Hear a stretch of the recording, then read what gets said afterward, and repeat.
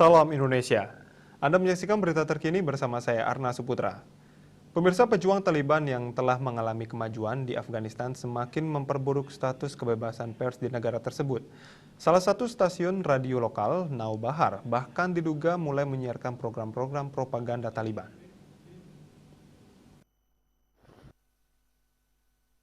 Saat Taliban memasuki distrik Park di salah satu provinsi di Afghanistan Utara bulan Juni lalu, stasiun radio lokal Now Bahar menutup pintunya dan sebagian besar jurnalisnya bersembunyi.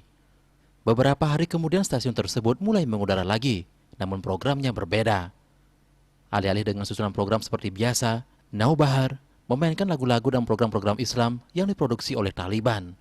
Peralihan dalam pemrograman tersebut jauh dari kebiasaan Now Bahar.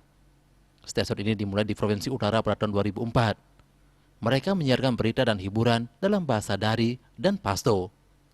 Now Bahar mendapatkan bantuan dana dari Badan Pembangunan Internasional Amerika Serikat. Pengalaman stasiun radio tersebut mencerminkan tren yang berkembang untuk media independen di Afghanistan. Ketika situasi keamanan memburuk, begitu pula situasi untuk semua kemajuan lainnya yang dinikmati di negara tersebut dalam 20 tahun terakhir, termasuk kebebasan pers. 5 media stations, private media outlets that have been taken over by the Taliban.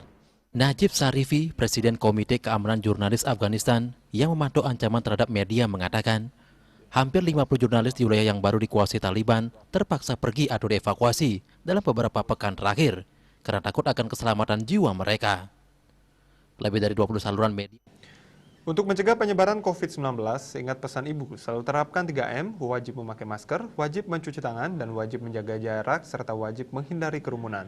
Dengan penerapan perilaku 3M, Indonesia segera terbebas virus corona menuju Indonesia maju. Dan update terus informasi Anda dengan subscribe dan like YouTube channel Bali TV, @newsbalitv. Tetaplah bersama Bali TV. Salam Indonesia.